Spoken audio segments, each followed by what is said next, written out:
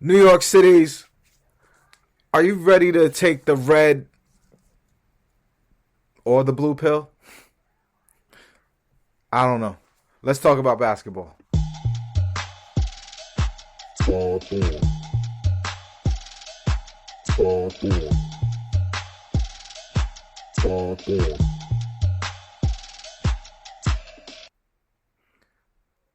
Bam, my man. How you living, Happy bro? Sunday. I'm good, man. How you been? It's been a while, I think, since I've hopped on one of these. You've been slacking on your Mackin for sure, but with good reason. Yeah. I think we're trying to. I think sometimes less is more, and there's a lot of Nets voices out there. Even some very, very, very new Nets voices out there. So I don't want to just throw more glut on top of the glut that exists. So I'm And early in the season, and I'm as guilty of this as anybody, like 6 games in, everybody wants to make the declarative statements. This team can do this, this team can't do that. I do it too. And then literally like 5 games later, you realize how foolish they were. So sometimes it's almost better to let the dust settle, kind of let the season pick up its steam before trying to, get the hot takes in quick. So I think we've had a good sample size now. They've played almost 15 games. I think tonight's number 14, right? They're 9-4. yeah. They're So they're tonight's kind of, it's 14. kind of getting into the meat of the season a little bit. No, I always say 15 games, and honestly, let's argue about one thing. I don't even think we're really gonna argue too much about it because the sober take is you wait 15 games and then you see what you have. With James Harden, I thought it might take 15 to 20 games because someone who I'm not gonna just say, oh, he works out every summer because I seen videos, but that dude, you could tell by the way his game is, he works on his craft, and he wasn't able to do that this year. So I could take that excuse. I can make that excuse a reason why he wasn't in the greatest of shape. Um, but at the same time, I do recognize he's taking some time to thaw out. Talk to me about where you at with James Harden. Yeah. So as a Net fan, you get the Darren Williams PTSD, where these Right. bigger, heavier guards, we saw with Darren, almost once we got to Brooklyn, he was just no longer the same player. Yeah, The, he the, went to the Turkey. Then he went yeah. immediately after going to Turkey. He went to the Olympics, and he destroyed his career. No, he went from the Olympics to Turkey to the NBA. Is what happened, which was even worse if you really think about it. He had such a Yeah. long, he never really took a break, and he probably should have had surgery. But I don't want to really discuss him. I hope Frank Gore knocks his ass out.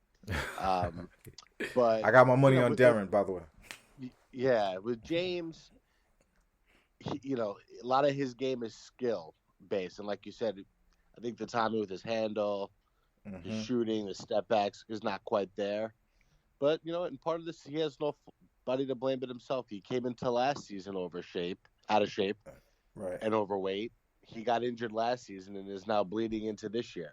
And I think he's now hitting that age that, unfortunately, I felt when you hit 30, 31, 32, the body doesn't recover the same. Right. And it's a fair Your argument diet to has say if to he's not change. fat. It's a fair argument to say if he's not fat last year, he's not hurt in the playoffs. So Right, it was kind of karmic what happened. right. So Harden was a guy that you would say was brolic, right, for a Hmm. while. Yeah.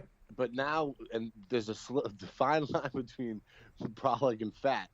Hmm. And I live when there. you get old, I've been there myself. And when you pass that line, it's hard to come back. Now Right. we're starting to see some signs of him getting his timing down. His confidence, I think, is getting a little better. And then obviously with the rule changes, they're allowing guys to kind of hack him when he drives to the basket. So there's a lot of things in play with James, but Yeah. I'm not worried yet. Yeah. No, I look, 100% we have enough scientific fact. There's been enough clinical studies. We've seen enough of the anecdotal stories of players who were fat when they were young getting horrendous lower extremity injuries. Baron Davis, I forget the other dude's name, but Darren Williams is the one that really is burnt into everyone's mind. Zion at like 20. Right. Oh, Zion's such a like human beings.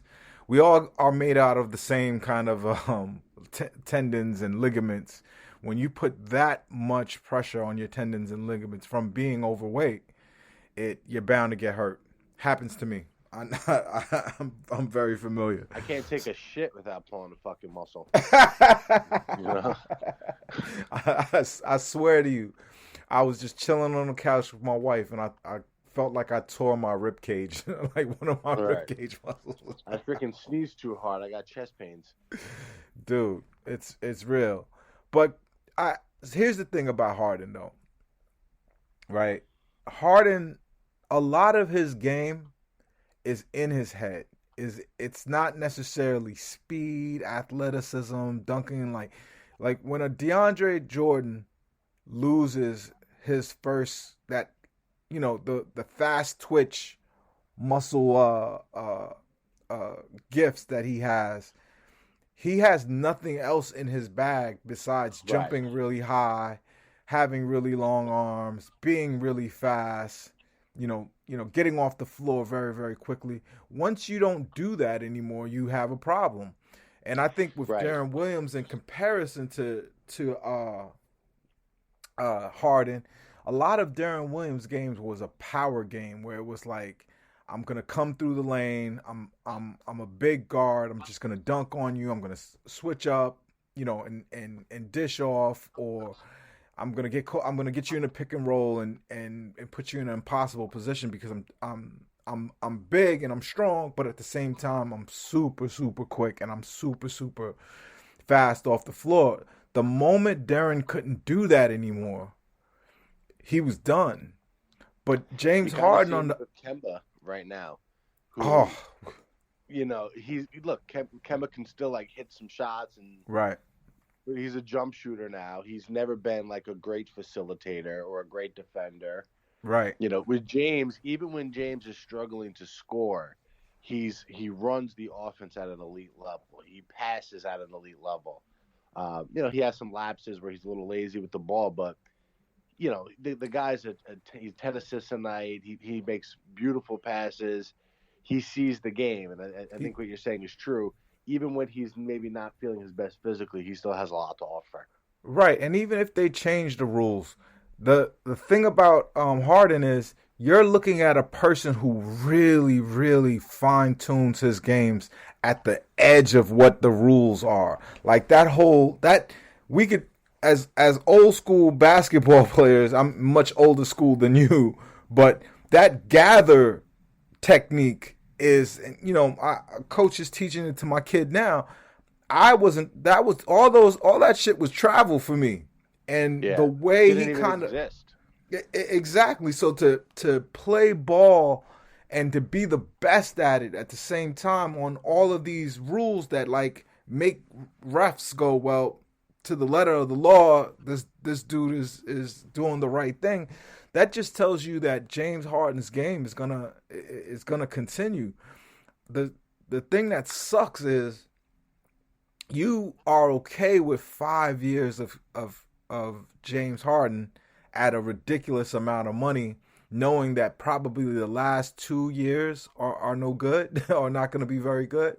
But still, you do that. You make that signing if you know you have a third piece like Kyrie.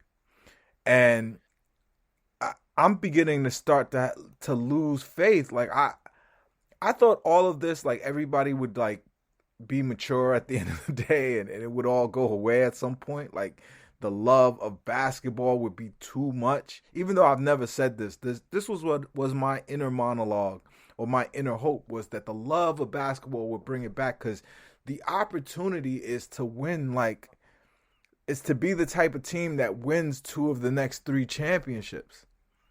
And if you squander this year, the last 2 years, they should look at them as squandered years.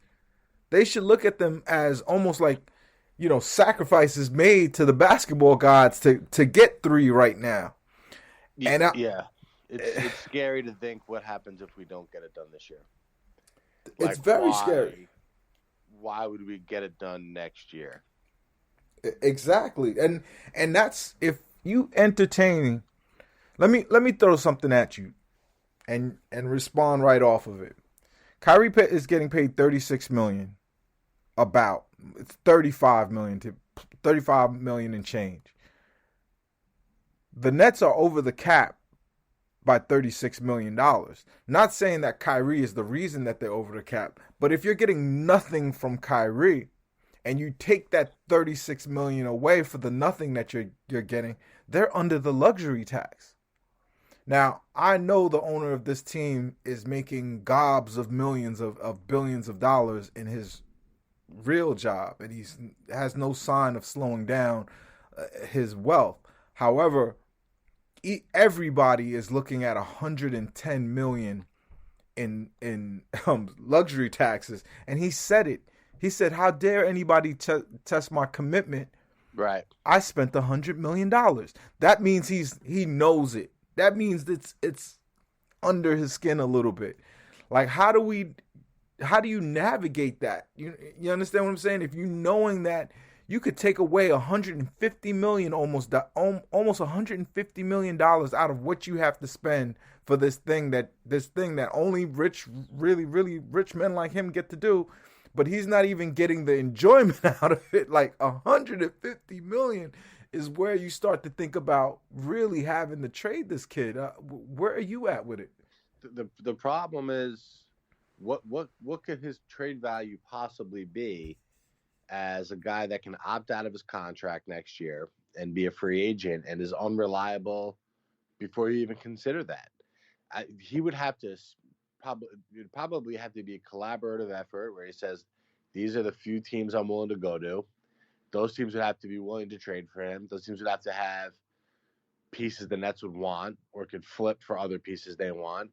It gets very complicated. What Kyrie has done here by deciding not to get vaccinated, and we can talk for hours about, that choice, right?